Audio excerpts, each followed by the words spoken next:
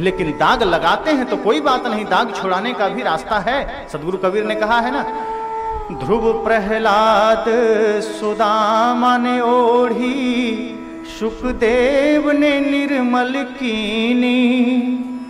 ध्रुव प्रहलाद सुदामा ने ओढ़ी, शुकदेव ने निर्मल कीनी। दास कबीर ने ऐसी ओढ़ी, ज्यों की त्यों धर दीनी चदरिया, झीनी रे झीनी। उन्होंने कहा कि ध्रुव ने ओढ़ा, प्रहलाद ने ओढ़ा, इस चादर को सबने ओढ़ा, लेकिन ओढ़ के निर्मल कीनी। कहा संत के संग में जाकर के, ज्ञान को धारण करके, आचरण पवित्र करके सबने अपने इस जीवन रूपी चादर को पवित्र कर लिया। आपके पास भी मौका है। प्रकृति ने जो शरीर रूपी चादर हमें दिया है, कितना पवित्र दिया था पवित्र मन मेरा जब जहां में आए थे। धर्म कर्म कुछ ना था, अपने ना पराए थे। हम बेहोश हो गए, होश जब संभाला है। किसी कवि ने कहा है कि मन कितना पवित्र था। देखिए छोटे छोटे बच्चों को जब वो जन्म लेता है, उसके आंखों में कितनी मासूमियत होती है। न वो उस समय हिंदू होता है, न सिख होता है, न ईसाई होता है, न बौद्ध होता है, न चोर होता है, न डॉक्टर होता है, न साधु होता है। उसे कुछ होने की जरूरत ही कहां पड़ती है, क्योंकि पापी नहीं होता। मन कोरा होता है, मन निर्मल होता है, इसलिए तो बच्चे को भगवान का रूप कहते हैं। तो जब जहां में आए थे मन पवित्र था, न अपने न पराये का भेदभाव था, न चोरी, न हिंसा, न डाका, न कोई व्यवहार था। बच्चा पूर्ण भगवान का रूप था। लेकिन हम उसे कहते हैं ये बच्चा तो अभी बेहोश है। हम उल्टा बोलते हैं, जिस वक्त वो होश में है हम उसे उसी समय बेहोश बोलते हैं। और जब वो धीरे धीरे बढ़ने लगता है, आपके संग में आकर के आपके आचरण को वो भी सीखने लगता है, तो धीरे धीरे वही बच्चा क्या होता है, हम बेहोश हो गए, होश जब संभाला है।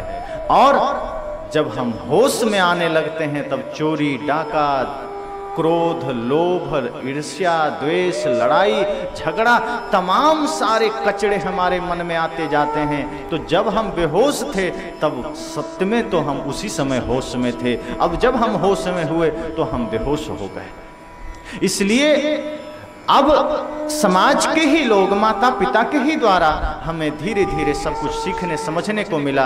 और हमारे कर्म बिगड़ते चले गए, शरीर में दाग लगते चले गए, हमारे जीवन में दाग लगते चले गए। कहीं कामना के दाग, अहंकार के दाग, क्रोध के दाग, लोभ के दाग, ईर्ष्या द्वेष के दाग। और इन दागों को सद्गुरु ही छुड़ा सकते हैं, दूसरे के बस की बात नहीं। सद्गुरु के पास ही वो रास्ता है, वो ज्ञान है, वो पाठ है, वो उपाय है, वो साबुन है, जिससे सद्गुरु ही इस दाग को धो सकते हैं। बाकी तो किसी के पास कोई रास्ता नहीं।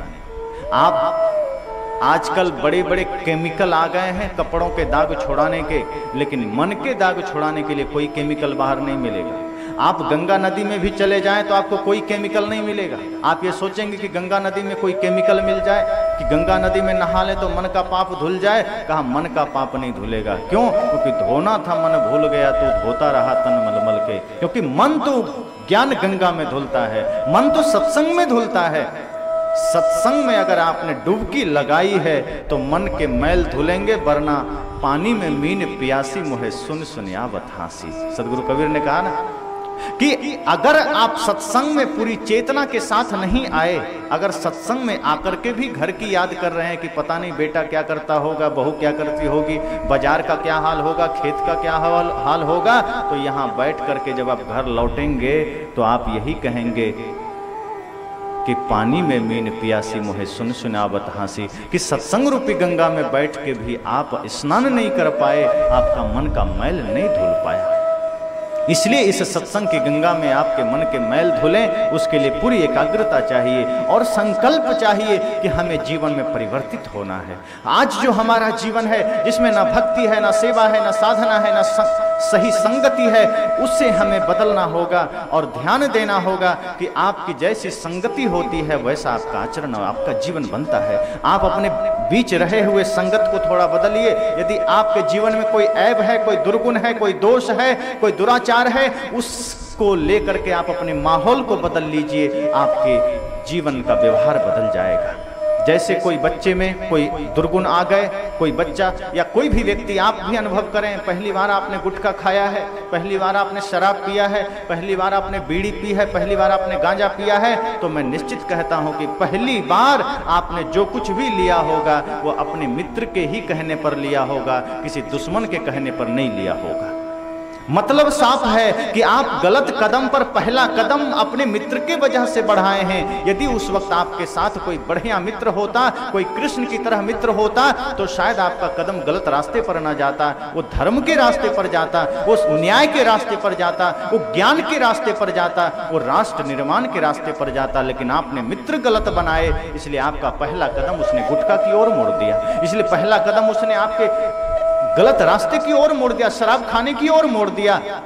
इसलिए संत जन कहते हैं अपनी संगति को बदल लीजिए। अगर जीवन में कोई समस्या है, कोई बुराई है, कोई दुर्विचार है, अपने माहौल को बदल लीजिए, अपने संगति को बदल लीजिए और संकल्प लीजिए कि ये सत्संग हमारे जीवन को परिवर्तन करने के लिए है, ये सत्संग हमारे प्रश्नों का उत्तर है, ये सत्संग हमारे समस्याओं का समाधान है, ये सत्संग हमारे जीवन के उत्थान के लिए खड़ा है। और हमें यहाँ से कुछ ना कुछ ऐसे मोती लेकर जाना है ताकि जब मैं यहाँ से घर लौटूं तो यदि आप पिता हैं और आपका पुत्र घर में इंतजार कर रहा है तो उस पुत्र को लगे कि कल तक जो पिता दिन रात उल्टे सीधे बात करते थे, आज मेरे पिता साक्षात परमात्मा बनकर लौटे हैं। अगर आप पुत्र हैं, आपका पिता इंतजार करता है, तो आप घर जाएं तो आपके पिता को लगे कि कल तक जो मेरा पुत्र राक्षस बना बैठा था, आज श्रवण कुमार बन के घर लौटा है। अगर आप बहू हैं और सास इंतजार करती है तो आप जाएं तो सास माँ को लगे कि मेरी बहू नहीं, मेरी बेटी घर आई है। और अगर आप सास हैं और बहू घर में इंतजार करती है तो उस बहू को लगे कि मेरी माँ घर आई है। ऐसा कुछ लेकर जाना, और ऐसा जब लेके ऐसे कुछ संकल्प लेकर जाएंगे, जीवन में परिवर्तन जरूर आएगा। और वो फिर आनंद का परिवर्तन होगा, वो प्रसन्नता का परिवर्तन होगा, और उसमें आप नित्य निरंकुश शांति का अनुभव करेंगे। ऐसे ही एक जगह सत्संग चलता था, कुछ संत प्रवचन दे रहे थे स्वास्थ्य संबंधी, नशा ना करो, दुर्व्यसन ना करो, बीड़ी ना पियो, चाय ना पियो, जीवन को पवित्रता से जियो। जैसे कोई मंदिर होता है ना, तो मंदिर की पवित्रता का हम ख्याल रखते हैं, वैसे ही हम सब का शरीर एक मंदिर है। इसमें परमात्मा की मूर्ति भीतर विराजमान है, हृदय में मन इसका पुजारी है, और यह शरीर मंदिर है। इसीलिए किसी ने कहा देह देवालय शौचते, या देह ही देवालय है। बाहर का मंदिर तो बाद में है, लेकिन पहला मंदिर तो यह है जिसे माता पिता ने बनाया है। तो इस मंदिर के संबंध में संत बोल रहे थे कि इसमें कचरा मत डालना, इसमें पवित्रता ही डालना, अच्छी ही चीज डालना। और इस तरह से बोल करके एक माता जी आई थी, उन्हें लगा संत तो बहुत अच्छी बात कर रहे हैं। उन्हें ख्याल आ गया, उनका पति बहुत शराबी थे, एक भी सेकंड बिना शराब के न रहते थे। तो वो सोचे कि यदि मैं कल अपने पति को सत्संग में ले आऊं तो मेरा पति जो एक नंबर का शराबी है वो भी बदल जाएगा। वो घर गई, अपने पति से कहती है कि चलो सत्संग में। पति कहता है क्या मिलेगा? कहा अरे सत्संग में ज्ञान मिलेगा। कहा शराब मिलेगी तो बताओ फिर चलते हैं। पत्नी ने कहा नालायक, इसलिए तो मैं तुम्हें सत्संग में चलने कह रही हूँ क्योंकि सत्संग में शराब से मुक्ति का मार्ग मिलेगा। उसने कहा फिर मुझे किसी सत्संग में नहीं जाना, मुझे तो बस शराब की दुकान पर भेज दो।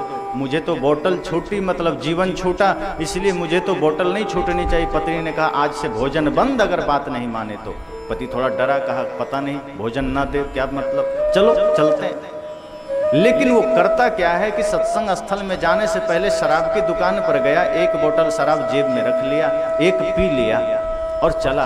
का क्या पता वहां मिले ना मिले, पहले से पिए चलो, अपना धुन में रहेंगे। और पंडाल में जाके बैठ गया। अब धीरे धीरे नशे में आ गया। संत प्रवचन कर रहे हैं, इस संत के प्रवचन का नशा उस पर नहीं चढ़ा क्योंकि शराब का नशा पहले ही चढ़ा हुआ था। वो झूम तो रहा था। संत ये सोच रहे थे कि हो सकता है ये मेरे प्रवचन के नशे में झूम रहा है, पर वो तो शराब के नशे में झूम रहा था। संत भी खुश थे कि चलो कोई एक आदमी तो आया जो बड़ा झूम रहा है, संत को क्या पता शराब के नशे में। और प्रवचन खत्म हुआ। संत ने कहा कि अब जो लोग संकल्प लेना चाहें वो आकर संकल्प ले सकते हैं। एक आदमी आया, कहा गुरुजी आपके विचारों से मैं प्रभावित हूँ और मैं अपने जीवन को धर्म के रास्ते पर चलने के लिए संकल्प लेता हूँ। दूसरा आदमी आया, कहा मैं भी आज से बीड़ी पीना छोड़ दूंगा। कोई तीसरा आदमी आया, मैं शराब पीना छोड़ दूंगा। ऐसे ही करके कुछ लोग आए जो अपनी अपनी बुराइयों को छोड़ने की बात किए और धर्म के रास्ते पर, राष्ट्र निर्माण के रास्ते पर चलने की बात किए। वो शराबी भी खड़ा हो गया और सब जानता था, जो शराबी होता है उसको सब जानता है, क्योंकि वो कभी कहीं किस चौराहे पर गिरा हुआ है, किस नाली में गिरा हुआ है, हर आदमी पहचानता है। वो खड़ा हुआ तो सबकी दृष्टि उसी पर चली गई कि क्या ये भी छोड़ देगा, क्या ये भी बदल जाएगा। और धीरे धीरे वो हिलते डुलते आया, माइक पकड़ा, कहा गुरुजी मैं भी आज से छोड़ दूंगा। संत ने कहा लेकिन तुमने बताया नहीं क्या छोड़ दो। कहा बस आप चिंता ना करें, मैं छोड़ दूंगा। संत ने कहा भाई और लोगों ने तो बीड़ी तंबाकू का नाम लिया कि मैं आज से बीड़ी छोड़ दूंगा, तंबाकू छोड़ दूंगा, गुटखा छोड़ दूंगा, तुम भी तो कुछ बताओ, तुम क्या छोड़ दोगे, लोग क्या समझेंगे, क्या छोड़ दोगे। उसने कहा आप निश्चिंत बैठे रहें, मैं छोड़ ही दूंगा। संत ने कहा नालायक बोल तो सही, क्या छोड़ देगा। उसने कहा आज से मैं सत्संग में आना ही छोड़ दूंगा। शराब नहीं छूटनी चाहिए, सत्संग में आकर के भी मैं सत्संग छोड़ सकता हूं, लेकिन शराब नहीं छोड़ सकता।